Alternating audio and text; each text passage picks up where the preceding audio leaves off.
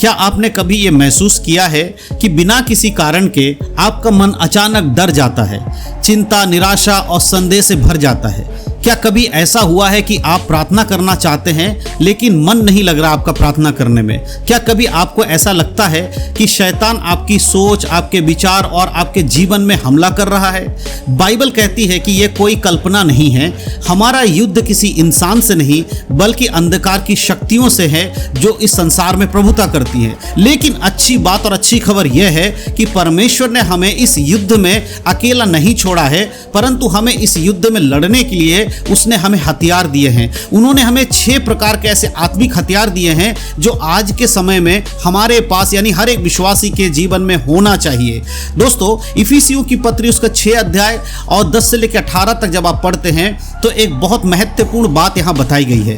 प्रेरित पौलुस इस पत्री में लिखते समय यह बताते हैं कि कैसे परमेश्वर ने हमें आत्मिक हथियार दिया है, और इस आत्मिक हथियार के बारे में बताते हुए पौलुस रोमी सैनिक का जो है उदाहरण देता है कि किस तरह से रोमी के जो सैनिक थे रोम के, वो अपना जो वस्त्र पहनते थे उसका उदाहरण देकर पौलुस यहाँ पर समझाते हैं। अगर आप एक वचन पढ़ेंगे तो आपको अच्छे से समझ में आएगा, और वो वचन है इफिसियों की पत्री उसका 6 अध्याय 10 और 11। यहाँ पर इस प्रकार लिखा है, इसीलिए प्रभु के उस शक्ति के प्रभाव में बलवंत बनो, परमेश्वर के सारे हथियार बांध लो कि तुम शैतान की युक्तियों के सामने खड़े रह सको।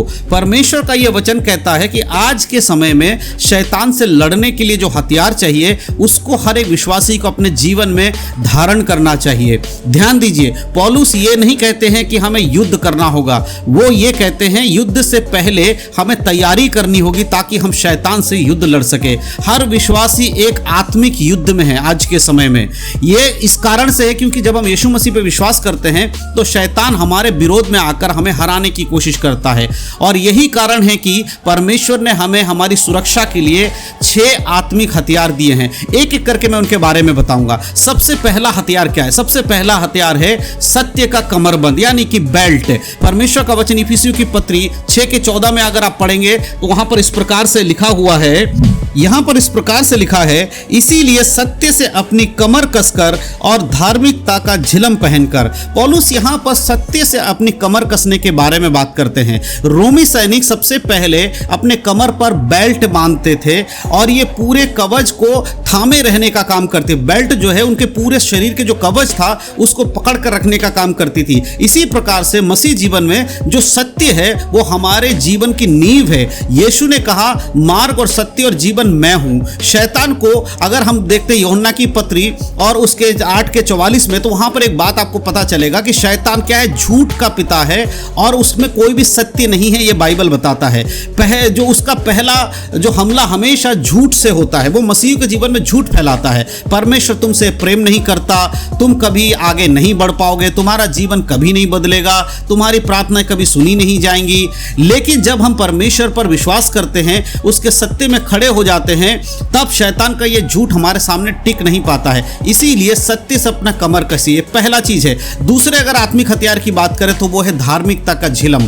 और अगर हम वचन पढ़ते तो इसी वचन में लिखा हुआ है, और धार्मिकता का झिलम पहनकर। रोमी जो सैनिक थे उनका झिलम जो था उनके हृदय यानी कि उनके चेस्ट को वो प्रोटेक्ट करता था, रक्षा करता था। आत्मिक रूप में हमारा जो हृदय है वो लगातार शैतान का हमले से हमेशा हमारे हृदय पर वो कुछ ना कुछ विचारों को लाकर डालता रहता, लगातार हमला करता रहता है, और हमारा जो हृदय है वो उसके केंद्र में रहता है। शैतान हमें अपराध का बार बार ये दिलाता है, तुम अपराधी हो, तुम अपराधी, ऐसे दोष लगाता रहता है। लेकिन बाइबल क्या कहती है? रोमियो की पत्री 3 के 22 में लिखा है, परमेश्वर की वह धार्मिकता जो यीशु मसीह पर विश्वास करने से सब विश्वास करने वालों के लिए, यानी कि जो यीशु मसीह पर विश्वास करता है वो परमेश्वर की धार्मिकता को पहन लेता है, उसके झिलम को पहन लेता है। हम अपनी धार्मिकता से नहीं बल्कि मसीह की धार्मिकता से सुरक्षित हैं, इस बात को याद रखिएगा। तीसरे नंबर के आत्मिक हथियार की अगर हम बात करते वो है मेल के सुसमाचार के जूते। और अगर हम वचन को पढ़ते हैं तो इसके अगले वचन में इस प्रकार लिखा है, और पांव में मेल के सुसमाचार की तैयारी के जूते पहनकर। रोमी सैनिक का उदाहरण देकर पौलुस यहां समझाते हैं कि जो जूते की विशेषता थी उनके, वो क्या थी कि जूतों में विशेष कीलें लगी होती थी जिससे वो युद्ध में मजबूती से खड़े रहते थे, जमीन पर फिसलते नहीं थे। और पौलुस कहते हैं कि विश्वासियों के पैर जो हैं वो सुसमाचार के जूते से लैस होने चाहिए, भरे हुए होने चाहिए। इसका अर्थ क्या है? इसका देखिए पहला अर्थ है परमेश्वर के साथ हमारी शांति शांति। दूसरा है संसार में जो हम सुसमाचार ले जाने की तैयारी करते हैं या जाते हैं, वो है रोमियो की पत्री 5:1 कहता है, सो जब हम विश्वास में धर्मी ठहरे तो अपने प्रभु यीशु मसीह के द्वारा परमेश्वर के साथ मेल रखें। जब पूरी दुनिया बेचैन होगी तब भी मसीही परमेश्वर के साथ शांति में स्थिर रहेंगे, क्योंकि उनके पैर में मेल के सुसमाचार के जूते हैं। तो ये है हमारा तीसरा आत्मिक हथियार। अब हम चौथे आत्मिक हथियार की बात करेंगे, वो है विश्वास की ढाल। तो यहां पर अगर हम उस वचन में आगे जाते हैं तो लिखा है, विश्वास की ढाल लेकर स्थिर रहो जिससे तुम उस दुष्ट के सब जलते हुए तीरों को बुझा सको। किस दुष्ट के? शैतान के।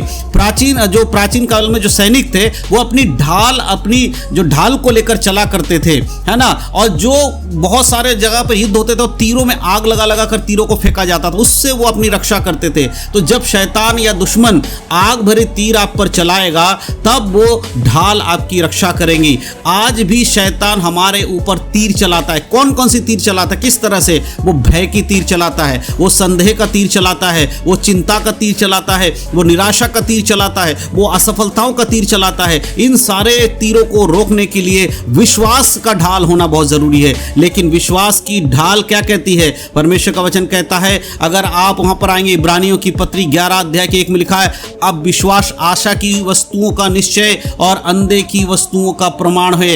इस बात को याद रखिए, ढाल हमारे लिए सारे रुकावटों को हमारे तरफ जो भेजता है शैतान, सारे बुरी चीजों को रोकने का काम करता है, वो है विश्वास की ढाल।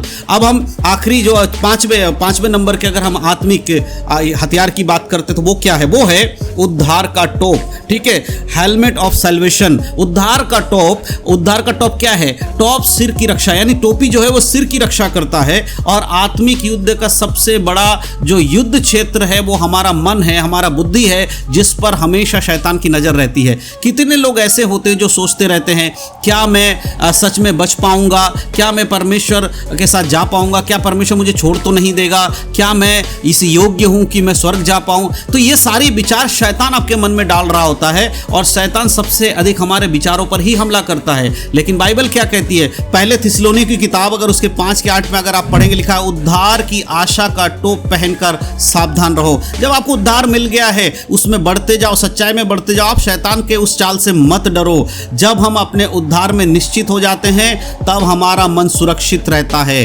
तो मेरे प्रियो, अंतिम जो हथियार है इन 6 हथियारों में से वो आखिरी हथियार क्या है? और ये सबसे इंपॉर्टेंट है, वो है आत्मा की तलवार। ठीक है, आत्मा की तलवार क्या है? वचन कहता है, आत्मा की तलवार जो परमेश्वर का वचन है उसे ले लो। यह आर्मर ऑफ गॉड, एकमात्र आक्रमण करने वाला हथियार यही है। 6 हथियारों में से एक लौता आखिरी हथियार आत्मा की तलवार है, जो हमारे लिए दूसरों को, यानी शैतान को, शैतान के ऊपर हमला करने के लिए दिया है। वो क्या है? देखिए, और ये क्या है? पैसे नहीं, कोई अनुभव नहीं है, कोई भावनाएं नहीं है, बल्कि ये परमेश्वर का वचन है। मत्ती 4 में यीशु मसीह की जब परीक्षा हुई तब यीशु मसीह ने क्या किया? वचन का तलवार चलाकर शैतान को हराया। और हर बार यीशु मसीह ने कहा, लिखा है, यानी वचन के बारे में बताया। उन्होंने शैतान से बहस नहीं किया, उन्होंने वचन का उपयोग सिर्फ इसलिए किया कि शैतान को बता सके कि उनके पास हथियार है। इब्रानियों 4:12 कहता है, क्योंकि परमेश्वर का वचन जीवित, प्रबल और हर 2धारी तलवार से बहुत चोखा है। यदि आपके पास वचन नहीं है तो आपके पास युद्ध करने के लिए कोई हथियार नहीं है। बाकी 5 चीज हमें सुरक्षा के लिए, हमें रोकने के लिए है सारी चीजों को, लेकिन वचन जो है वो हमला करने के लिए, अटैक करने के लिए है। तो प्रश्न ये नहीं है कि इन हथियारों में से हम किसे धारण करें या कैसे धारण करें, लेकिन यहाँ समझने वाली बात है कि सबके सब हमारे लिए ज़रूरी है। पहले चीज़ को हमें समझना पड़ेगा, इन हथियारों को हम कैसे धारण कर सकते हैं? प्रतिदिन बाइबल पढ़कर, ठीक है। दूसरा, परमेश्वर के सत्य में बने रहकर, विश्वास में दृढ़ रहकर, अपने मन को वचन में से भरकर, सुसमाचार को बांटते हुए, लोगों को समझाते हुए, और परिस्थितियों में यीशु मसीह पर, बुरी परिस्थितियों में यीशु मसीह पर विश्वास करके उस पर स्थिर रहते हुए हुए।